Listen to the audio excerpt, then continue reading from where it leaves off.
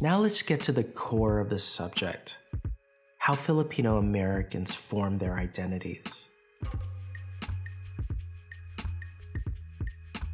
One of the first psychologists who attempted to confront this issue head-on, his name's Kevin Nadal.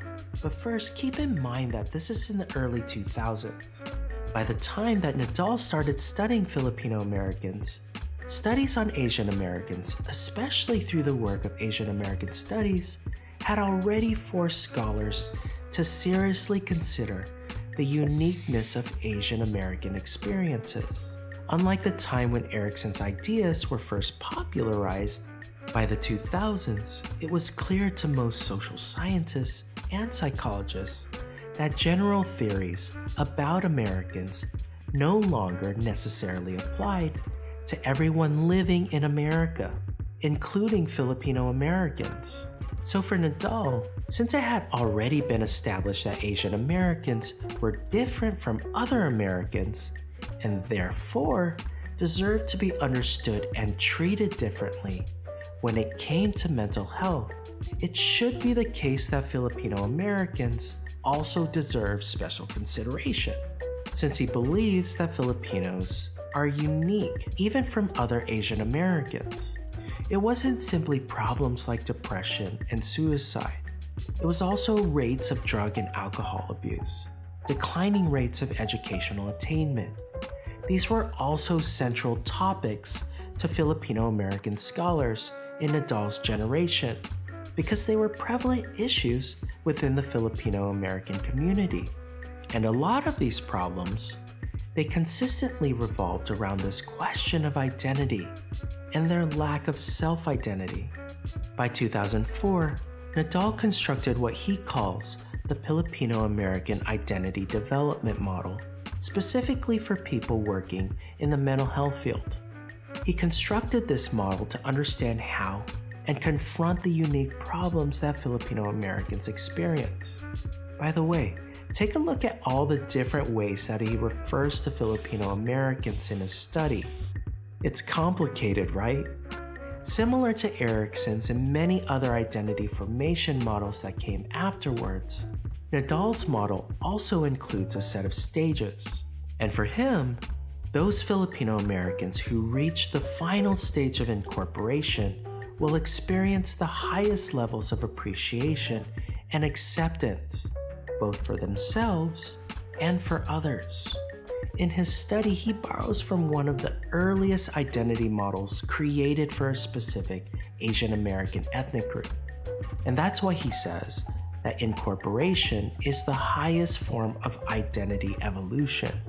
It encompasses the development of a positive and comfortable identity and a respect for other cultural heritages.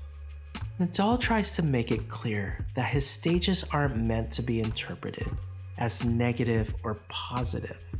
But the thing is, when we think about what it might be like for someone to be trapped in one of those earlier stages, well, it has to be really difficult for them. Lachey's character in the show that we talked about earlier, Truth Be Told, well, she perfectly captures how difficult it must be.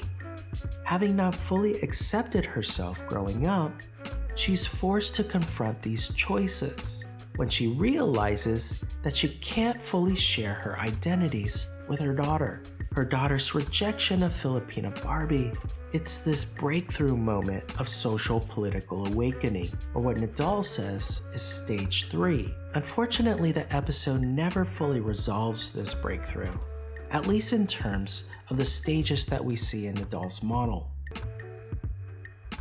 On the show, Tracy simply stops at this stage, and the episode ends with her accepting her daughter's choices. In this way, Nadal's model helps us to understand why so many people get stuck and can't fully continue down the path of self-acceptance. For Nadal, the progression through the stages, they rely not only on the individual's will to change and become aware of their own identities, but also a deep commitment to become aware of the identities and struggles of others.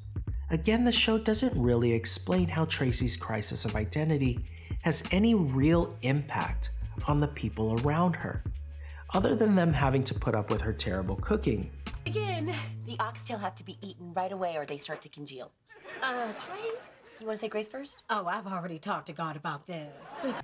Oftentimes, moments of self-realization, especially when it comes to one's ethnic or racial identity, is represented in popular media as a very personal experience, one that occurs entirely separate from others.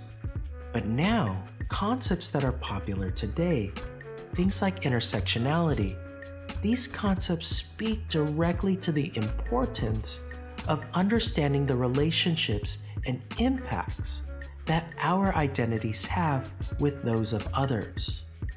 And Nadal's model, it was one of the first to emphasize this linkage between intergroup awareness with one's self-awareness, and the very first to address how Filipinos understand themselves in relationship to other Asians.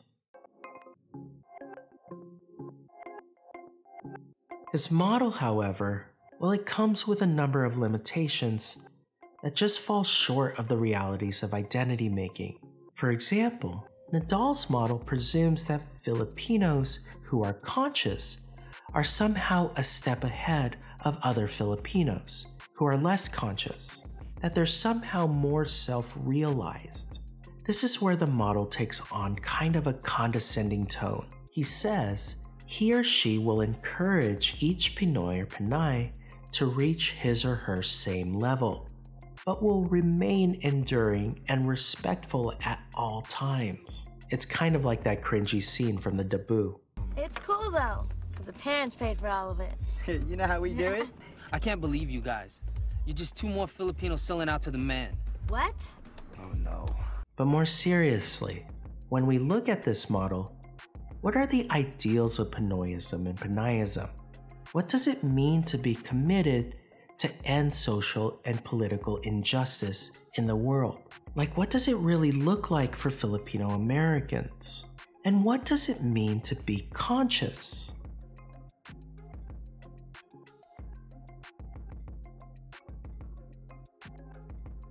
E.J. David, another psychologist who also focuses his work on Filipino Americans, he agrees with a lot of what Nadal says.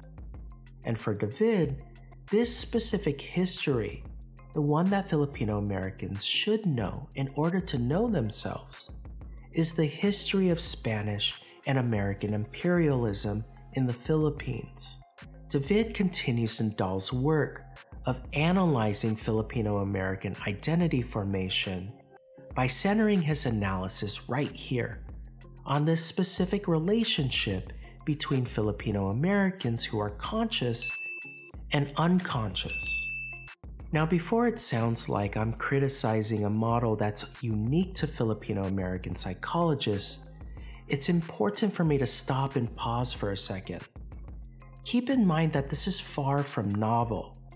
Psychologists studying their own communities, their own ethnic and racial communities, they've been doing this for a really long time, starting all the way back with Frantz Fanon and The Wretched of the Earth back in the 1960s. And as ethnic studies started to make its way into intellectual thought, it helped to create this major turning point for how we started to understand identity. Ethnic studies and other fields like it, they began refocusing questions of identity away from the self and towards a critical view of history. Why is this important? It's important because unlike previous models of identity development, ethnic studies provides a framework to understand that how a young person of color in America forms their identity. It's not solely based on their personal self or their choices. He wasn't trying to kill himself, he was just drunk. That's impressive from someone like you. It doesn't necessarily lead towards self-acceptance. Now, going back to Nadal and David, he had taken the language and analysis of ethnic studies and incorporated it directly into his psychological theories. He wanted to reframe the problem by looking at those Filipinos who were experiencing a deep sense of shame about their Filipino identity. People like Tracy. A lot of you will understand what I'm talking about immediately when I say this. In Asian American communities, in our vernacular, we have a lot of words that describe Asians who, when they're trying really hard to fit into American society, well, they often abandon their ethnic identities. It's quite possible, for example, that when Lachey's character was younger, pushing away her Filipino identity often meant distancing herself from people who were perhaps too Filipino in her eyes. David's model measures the different ways that Filipino Americans, how they distance themselves from their ethnic identity, and he puts these behaviors into categories, things that he calls the denigration of Filipino culture or the discrimination of less Americanized Filipinos. And for him, all of these categories make up a larger concept that many people before him called colonial mentality. We'll also be talking about the concept of colonial mentality in a lot more detail later on in the semester. But for now, the important thing to keep in mind is that David doesn't blame Filipinos for the shame that they feel. Oi! The next doctor of the Mercado family! Where have you been, Ruben? Hi, Tito Nay. Mom, can we turn on the fan? The house smells. And the negative consequences of being ashamed about being Filipino, how it impacts Filipino Americans and other Filipinos around them, it's not their own doing. And that's why ethnic studies created such an important turn in how we understand people in America. These previous models of identity formation, they assumed that identity was solely personal and was defined primarily by the individual. And here's one of the key ideas for this week's lesson. When you think about problems solely from a personal perspective, what happens in the past, well, it only really matters on how it impacts the individual, but not the individual within the context of their communities. What I mean by this is that rather than seeing problems like depression and suicide as a personal crisis, fields like ethnic studies help to explain why problems are endemic to an entire community. And for David, behaviors that are so common in Filipino American families and in the Filipino American community, things like using skin whitening products or making fun of Filipinos by calling them fobs. Hey, what is it? A 45? A 45? Bitch, that's a 9M&M. You stupid fob! These are all direct results of colonial mentality and a severe lack of self-worth. But this mentality didn't start with Filipino parents. It's been built throughout centuries of colonialism and the dehumanization of Filipinos by both Spanish and American rule. Is so important to David when it comes to the consciousness of Filipino Americans.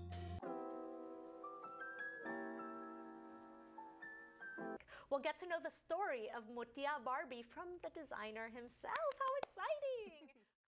Now, interestingly enough, going back to Filipino Barbie, that's the biggest reason why Filipino Barbie was created in the first place.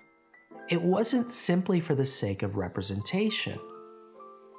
Carlisle Nuera, the Filipino American who designed Mutia, the Filipino Barbie, well, he also hoped that his creation would help him and other Filipinos to address colonial mentality within the Filipino community, specifically colorism. In an interview, he said, "I definitely heard growing up to stay out of the sun because I'd get too dark. And my hope, by creating Filipino Barbie, is to start the thinking and conversations on colorism within the Filipino community." Here, the gateways on the path of self-awareness, self-knowledge, or self-identity, well, this gateway is really objectified. But what I mean when I say that this gateway is objectified, it's always a doll, a certain dish, learning a language, even a song. You see, oftentimes, these objects and these things, they come to represent who we're becoming, our heritage. And therefore, they represent ourselves. But like so many representations of self-awakening and consciousization, we'll cease to grow in our self-awareness if we assume that what we wear or how we talk alone will do the hard work of defining who we are in the world. Nor do we necessarily have to keep becoming more and more self-aware.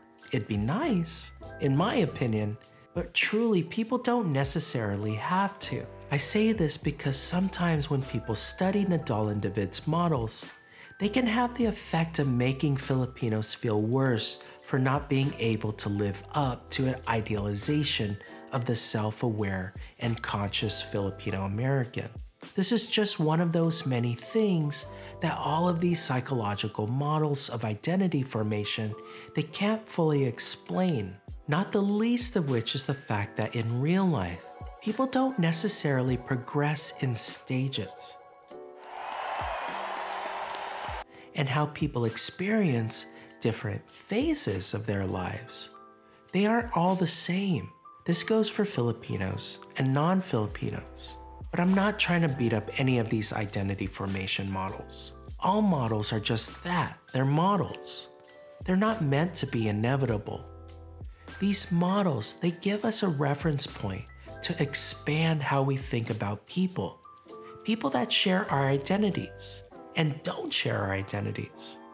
And the most important thing is that when we're trying to understand identity formation, it's absolutely necessary to understand identities beyond our personal identities, whether that's being Filipino or being a woman or being queer, in order to understand how Filipino Americans continue to create their myriad of identities throughout history and geography. It's important to understand that none of us are simply how we see ourselves, but identity is always a reciprocal relationship. It's reciprocal, meaning between how we see ourselves and how people around us, not just our families or our communities, but the dominant society that we engage or are even excluded from, how it sees us too. So for our next discussion, we're going to step away from the psychological and begin focusing on the historical, so that we can continue trying to understand the histories and identities of Filipinos, starting with before they became Filipino. Ingat, take good care.